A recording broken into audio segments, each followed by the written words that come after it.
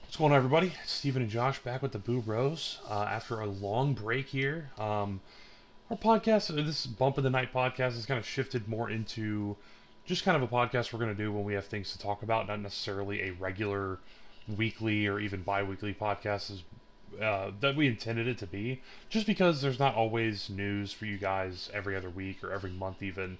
As we do these trips and coordinate all this stuff, it's an expense, it's time, it's all kinds of stuff. So these have kind of shifted to more of kind of recaps on the ghost hunts we go on.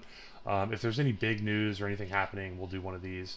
But this one is more geared towards the Cabin Con out the Cabin at 360 that we attended a few weeks ago now. Josh and I went the first, or sorry, second. It was the first night. It was a Friday night. We went the Yep, first Friday night. night.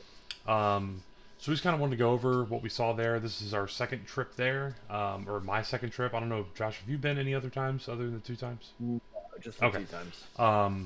So this was our second trip there. This time was, in my opinion, if you're ever thinking about getting into ghost hunting, paranormal investigating, or just have a mild interest in it, Cabin Con, as they call it, is once a year. It's $50 for the entire night, basically, and you have a guide go around with you and kind of talk to you about some of the history around the different sites that are hot zones for paranormal Right. activity and stuff. In my opinion, this trip, and I'll just go ahead and go. This one, like the first trip we went on, was just me, Josh, and our friend Trey. That one was really fun. It was kind of like Yep. basically we just coordinated the whole thing ourselves, which is fine. I kind of like doing our own thing, but I will say Cabin Con was really nice because it was really cheap. It basically got you there for like 6 hours, and the guides kind of let you just do whatever you want. They didn't really hold your hand too much. They just really moved the groups of folks from place to place and then said, okay, we're here for an hour. Do whatever you want. You can use your own equipment.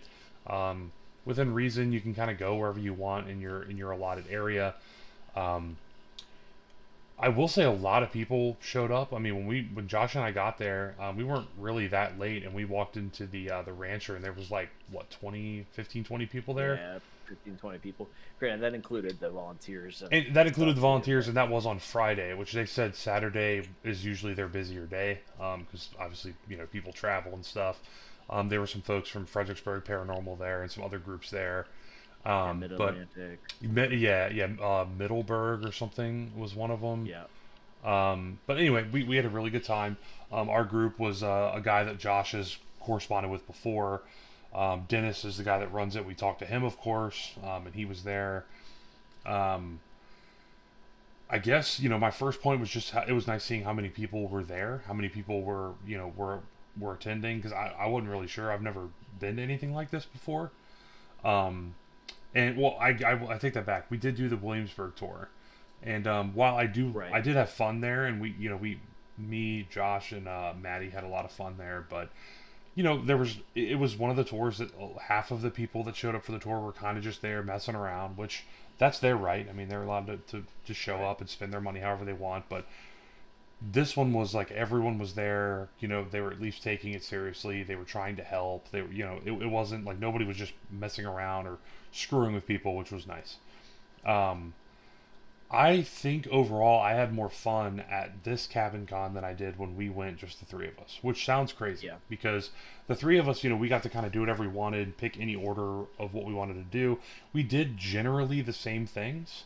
Um, Obviously, this is more coordinated. You can't just stay in one spot all night.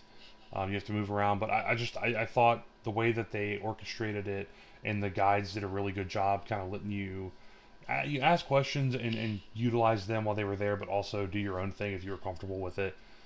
So I guess I'll shut up and let Josh talk. But I will say, I mean, for $50, if you want to get into paranormal stuff and you're in Virginia, I mean, part of why these podcasts have become less and less frequent is how expensive these things are. And Right. again, we're not trying to do a podcast just to do it. We want to do it when there's something to talk about. But a lot of Right. these tours, and I'm not saying they're not worth it. They're just a lot of money. So to be able to go to the Capitol 360 for the entire evening into the wee hours of the morning for $50, and basically they provide food and drinks. I mean, snacks and drinks, and they just ask you to give a small donation. But they're just Right. well equipped. They let you use their tools. I don't know of another, and I'm not super experienced, but I don't know of another tour that provides that kind of value. But I'll let Yeah, Josh that's go true. ahead. Yeah, I mean, I also second what you were saying. I think that for somebody who has never done it before, I mean, like $50. So like the normal, I think it's $400 for the normal night, which Yeah. obviously, like, you got a lot of people, it's okay, but $50 is really reasonable. And also, the thing that was cool about that one was, you had 5 or 6 different paranormal groups that had their own equipment. So like, we have like our REM pods, we have our cat balls, we have. I bought a new piece of equipment as well.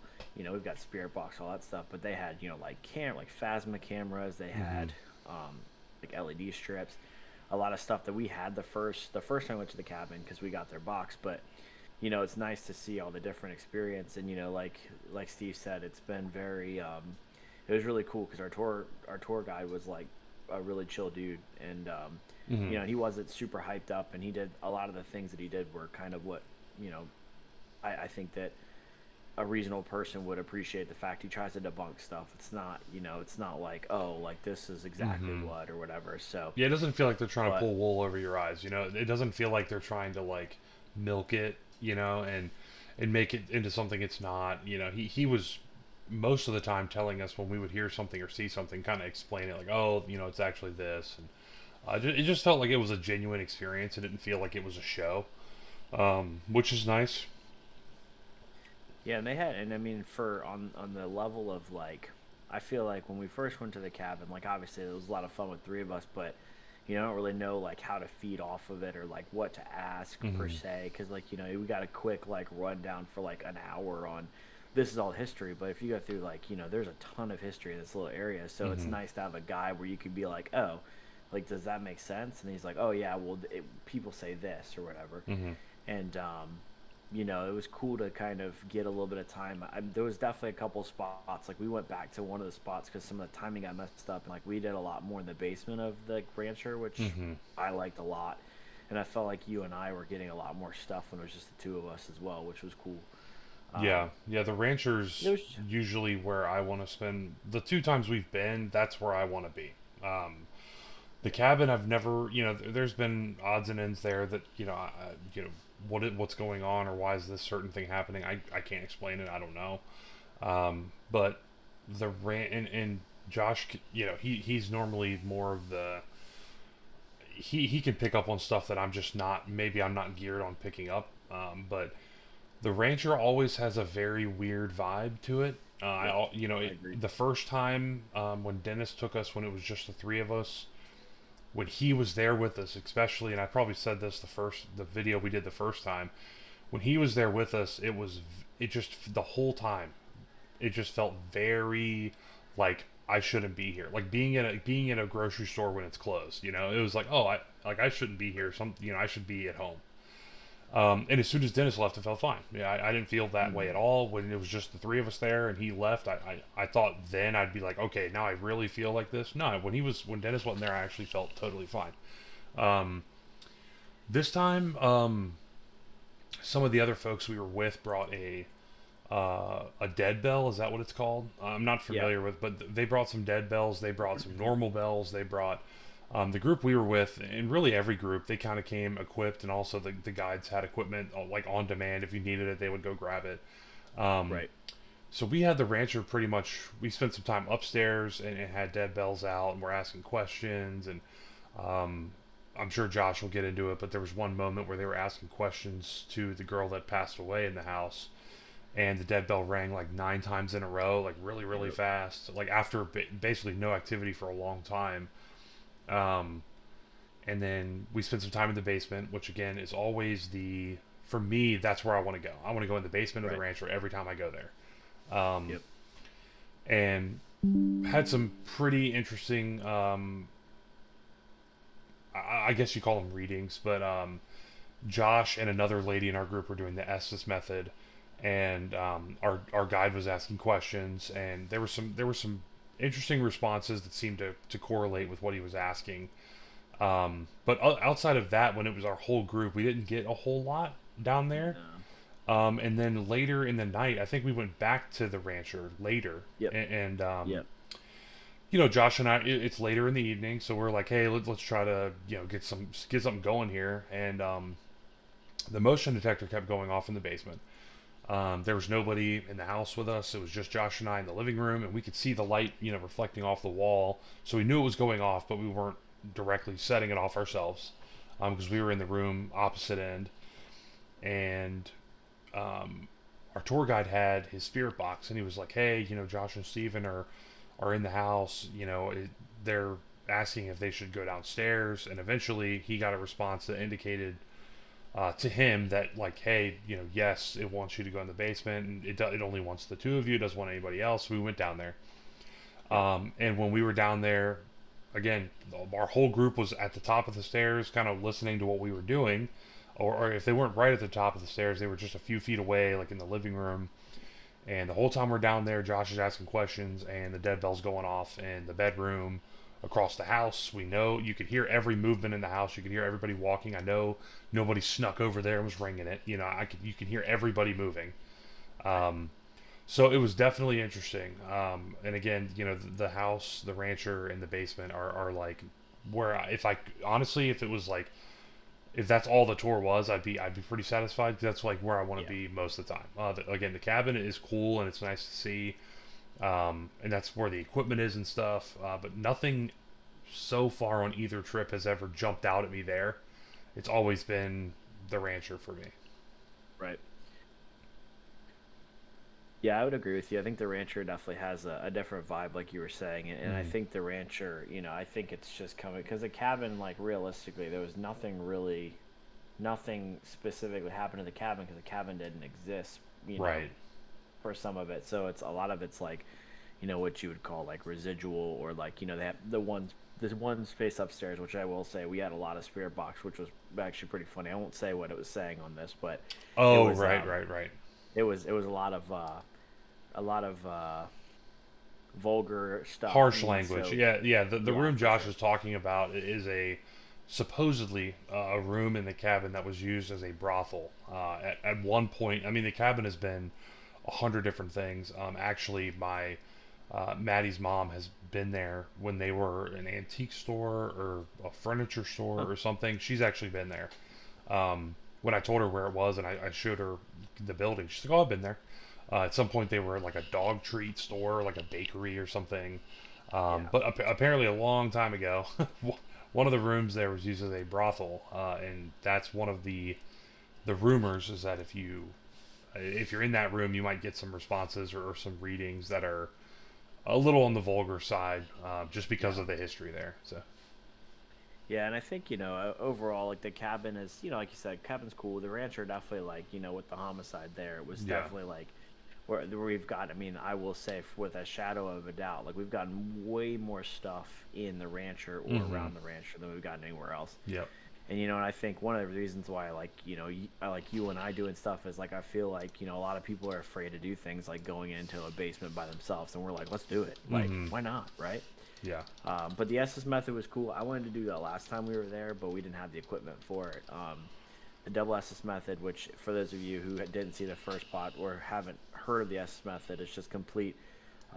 You can't see anything, you can't hear anything. So all you really have is what you hear, what comes from the spirit box, but you can't hear like the questions being asked. So Mm-hmm. the idea is like, blindfolded, so you can't read lips. So whatever you're hearing through the spirit box is basically just what the response to the questions are. And me being new, I hadn't really done it that much, but I will say the first time I did SS method by myself in the basement, I felt like something was like towering over me, which was pretty freaky. Now that I know I should have said something because maybe we could have got a cool picture, but not really anything happened except for the fact that I felt like something was towering over me. But the dead bell's cool. So like Steve was saying, the dead bell is essentially takes EMF energy and it rings the bell. And the idea is, it only rings if you touch the top. But so I mean, realistically, a person could do it, but like, Mm-hmm.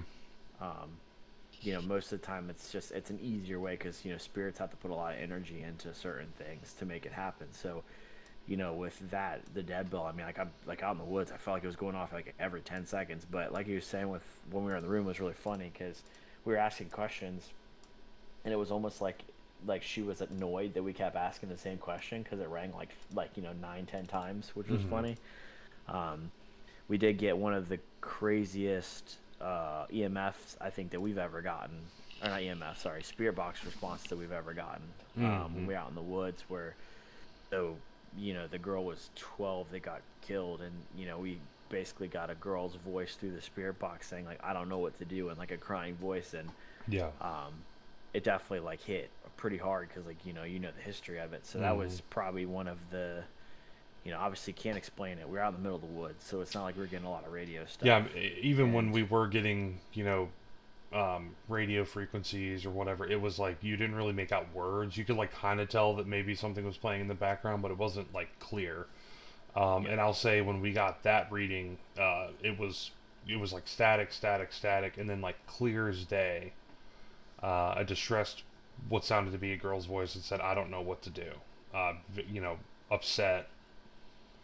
Um, Again, what was it? I don't know. Was it a giant coincidence? I don't know. We were at her memorial site in the woods, which is yep, the team at Cabin on 360 have done an amazing job. I mean, we were there last year, and they were starting the project, and now it's, I would say, complete or mostly complete. yep. It's got like a really nice butterfly sculpture that they've made in the ground, and like a whole garden set up out. I mean, it's really nice. Yeah. That was for me. That was kind of the big. I can't really explain that moment because Right. again, we weren't even getting radio out there. It's kind of like in the middle of nowhere. So to get that so clear, at that site was one of the times that really made our hair kind of stand up on our arms. Like, whoa, Yeah. like, I couldn't immediately explain it away. Um, because a spirit box is simple. It's just a box that cycles through radio stations. Like a dead Right. bell, I don't understand how that works, and a lot of these other tools, I'm not well versed enough to tell you one way or the other, like, is this accurate because of XYZ? A spirit box is just cycling through radio stations. So to have something like that happen and have it be that clear, that was interesting. Yeah, and I mean, and I think also, with the, the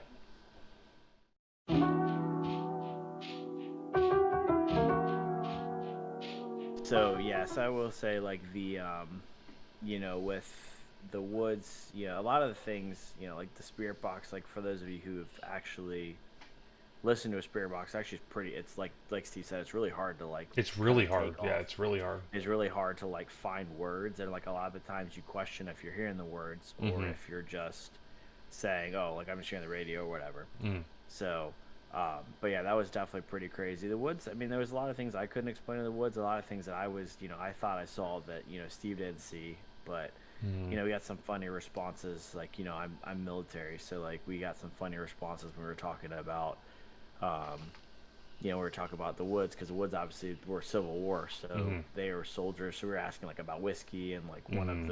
one of our piece of equipment went off, and then like another thing went off. Mm-hmm. So yeah, but yeah, I mean, overall, I mean, the experience was great. I mean, I had a blast.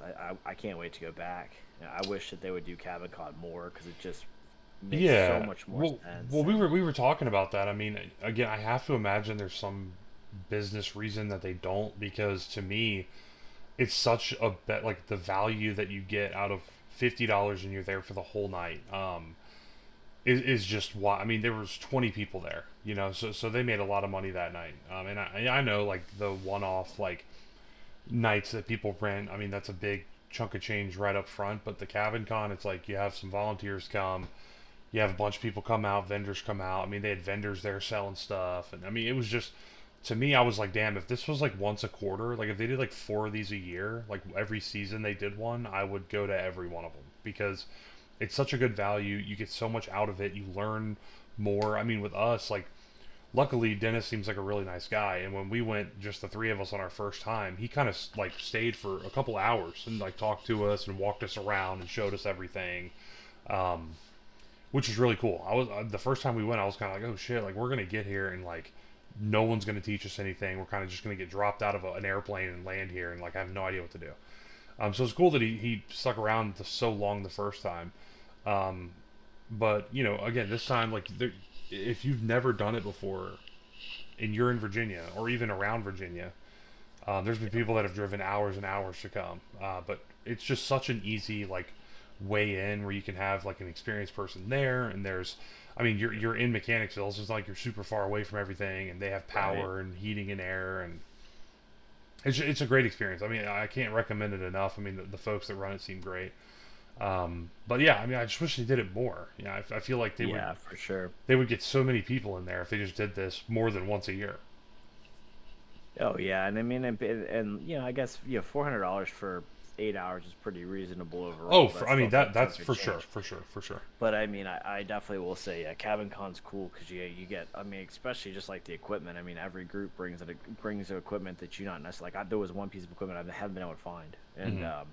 they had it there, so it's been cool to it was cool to like get see some of the stuff we wouldn't normally see, and some of the stuff that was like really basic stuff. Like one guy was just running like audio recording, and like Hmm. he was running like a regular like video camera like off of his phone, which was cool. Hmm. And also I will say I appreciate the fact that, yeah, like while as our volunteer did use his phone a little bit for some of this Hmm. stuff, it wasn't, it's one place we've been before. It seems like it's, as soon as you pull out a phone with the spirit box, you're kind of like, well, how does that work? Because Hmm. it's an app or whatever. So it's just the cabin is just a genuine experience, and I think it's like one of those experiences that I like Steve said, it definitely would recommend it. I mean, by far, I mean, I love going there. We've only been there twice, and like I want to go back again. Hmm. It seems like every time we go there we get more stuff, and Hmm. Dennis is a really cool dude, and he's also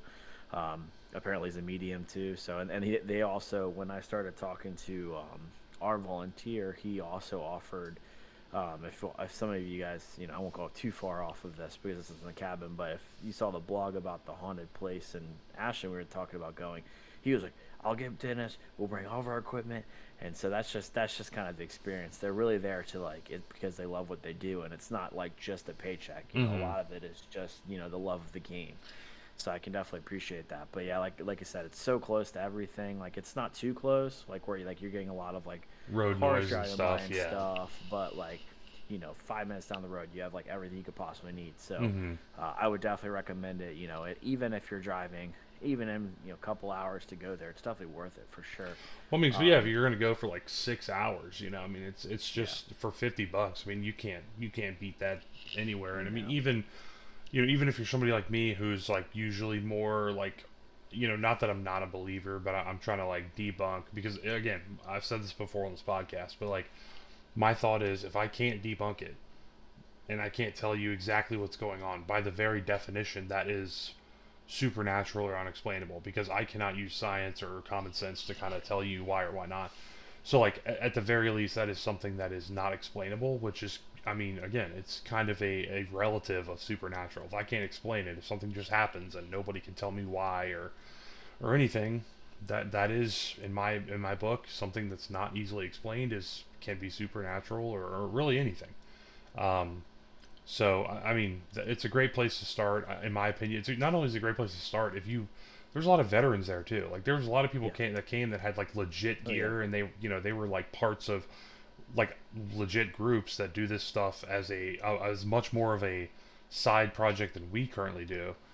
right, And they're going. So it's a great place to learn and kind of get cut your teeth on like a real paranormal investigation with real investigators without feeling like you're outgunned and kind of like a lot of hobbies, if you go somewhere and like everyone there is more of a veteran than you are, you can kind of feel a little bit like off put, like man, I'm here and right. I don't belong here. They do a really good job of kind of getting you with people and kind of making you feel like you're a part of the team, like you're learning. And speaking to that, I mean, every time we've gone, I kind of have I walk away with a list. I'm a big like list taker, note taker, planner kind of guy. It's just who I am. Mm. Um, but the I always leave with a kind of a like, man, I should have done this. I should have done that. I should have brought this. Should have brought that. The big one that I keep kicking myself for over and over again are headphones for the Spirit Yeah. Box. Every time I think about it, I'm like, damn, we need like, and luckily somebody had some for Josh to use, um, and he got to use them, which was very cool. He was able to actually like hear things. That's how we did some of the. That's how I did some of the. Not it was like a. I'll call it an Estes method light because I was in a room and I was using headphones and kind of blocking out what they were saying. In one of the rooms, it wasn't a full-on Estes method or anything, but it was something similar. And then he was able to kind of pick out some sounds and stuff with it. That's one of the big pieces of equipment, or if you can call it equipment, but I really need headphones for that Spirit Box, especially since you can Yeah. sit it in the Faraday bag and kind of have it playing. Um, Other than that, I mean, there's always something that we like. Damn, we should have brought more flashlights. We should have brought extra batteries. Should have brought this. Should have brought that. But again, this place is a great place for you to forget stuff because they have tools and snacks and drinks, and I mean, everyone there is like letting us borrow their equipment, and like they're really nice to us. So I couldn't recommend it enough.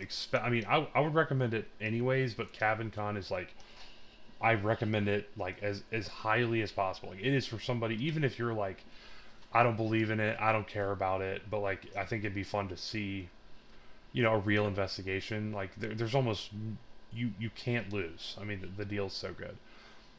Like Josh said, would definitely be going back. I think Josh stays in touch with that whole team a lot. He's local to Yep. that area, so like it's he can stay in touch with them a lot better than I can. Um, we're trying to get our buddy Trey to go back with us. He's even got some family members that are interested in going, if I remember right. So Yep. I think we covered again in the video. As I edit, I'll drop some pictures. I do have a lot of like shorter, like 1 to 3 minute videos as well. I might post those as shorts on YouTube, just Cool. because in this video it's going to kind of be hard to like talk over it or explain what's going on.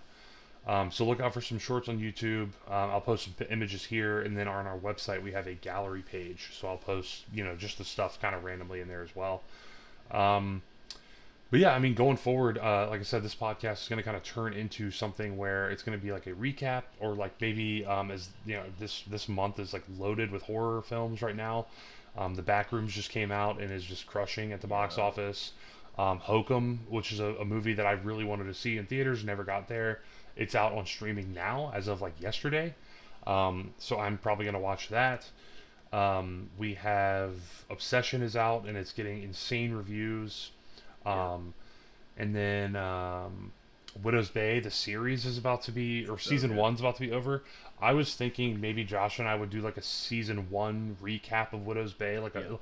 a, and That'd be a that's good that's one. kind of gonna kind of be what this podcast becomes, because again, Josh and I were talking offline. Like, I don't really want to do a podcast just to do it. A Right. lot of the news and a lot of the things, the comings and goings of the horror community and paranormal community, we do a blog post on our website called the Weekly Fright, which is just every week, usually Tuesday or Wednesday, that I take up the last 7 days, what's going on, what's new. It's everything. It's from movies, video games, books, real world paranormal stuff. All that goes on there. So this podcast for these videos will be kind of more geared towards like, we want to review a movie, we want to review a game, we want to talk about a ghost tour we went on. Anything like that that comes to mind. Especially in the Halloween season, look for kind of some Halloween themed videos, some seasonal specials and stuff like that. Um, so keep eyes on YouTube for that. Josh is always in the streaming space. He's streaming his own stuff, doing his own thing. But if ever there's a horror game, we'll probably stream it on the Twitch too. And so keep your eyes on that too. But anything else, Josh? I was just gonna say, for those of you who are watching this, definitely like, the normal. Make sure you like it, and also like if you Mm-hmm. guys have been to the cabin on 360, throw a comment there. Tell us what you saw. If there's Yeah. somewhere that you feel like you have to go. Right now we're doing stuff fairly local, but if there's something that you're like you absolutely have to go, it's something that maybe we'll make we'll do it like a quarterly or something. But Yeah. the community we really want to build on people in this space. We want people to give us ideas, and if you guys like the content and you want more of something, let us know. But yeah, like Steve said, we're going to be shifting gears a little bit with the podcast because, I don't want it to feel fake. Like, I want it to just be genuinely just fun. Yeah. And we'll do some more trips. This year's been absolutely nuts for both of us, Mm-hmm. but, next year we'll have a lot more free time. So, I think that, like I said, make sure you're commenting on these things. And that, other than that, I mean, I can't really think of anything else. Just we have a Discord as well. You know, you all those links are on our website. Mm-hmm. Join it. There's a lot of spaces. You know, if you want to post pictures, you want to give us ideas. You know, Mm-hmm. we're open to that stuff. We don't want to feel like we're out of touch with y'all. We want you guys to actually like build on this community with us, because that's Yep. why we wanted to do this to begin with. So Yeah, I mean, Josh and I already talked about this stuff and did this stuff before this. This is really just to kind of share what we find and then maybe get some tips or some ideas from other folks in the space, you know. And like I always say, I like to shout out, you know, while paranormal investigating is a big part of this, a lot of this whole project was spurred on from the fact that I am a horror movie fanatic. I love horror movies and video games and pop culture and books and everything like that. So this little project we do on the side here is really, it encapsulates a large area. So just because if you're not into ghost hunting in real life, don't feel like you can't join the Discord to talk about your favorite monster movies or, you know, Scooby Doo like me, right? I mean, we're into everything. But we appreciate you guys sticking with us. Our website somehow is always gaining popularity and viewership, yep. which is great. Josh put up a recent post on our blog, which is a really cool retrospective about a real murder case. I have it on good authority that there's another one coming probably tomorrow. I think he sent one over for me to get up. We keep, again, the weekly Fridays up every week. I kind of drop in and post things, little tidbits about video games and movies that are coming out. I have a recent post about Widow's Bay. Like I said, the season finale came out today, which I have not watched. Yeah, I haven't watched it So I want to either. try to watch that, and maybe Josh and I can jump in and do like a quick recap on the season. Yep. I think it's probably the best horror show. Well, I don't even know if I call it horror, but like thriller, suspense. Yeah, Honestly, at some psychological horror. points, comedy even. Yeah, it's true. Why it's probably my favorite show, at least in the last year. It is just such a great show. But anyway, we might do we probably will do a whole video about Yep. that when I can get that done and have kind of the order of things there. But just wanted to say again, at the end of this video, thanks again to Dennis, the Cabin on 360 folks, the volunteers, everybody there, the guests that came, our group, our guide. I don't want to throw out names. I remember their names. I just don't want to say them because I don't know. Right. I haven't really talked to them about this podcast, but I just want to say thanks to them. You know, $50 was an unbelievable value for literally hours of work from them. I can't imagine they pocketed a lot of money. I mean, it costs a lot of money to run that place. Right. So thanks to them. Thanks for letting us talk about it, having us out. I couldn't believe it. Dennis actually like remembered who we were like when we got there. Like Yep. it just shows like, you know, again, they are very genuine people. They care about the, you know, the space, the community in Virginia, but also probably throughout the country. So thanks to them for just hosting such a cool event, and hope to see them again soon, and hope to see you guys again soon on the next podcast. Until then, we will see y'all later. Bye, everybody. See ya.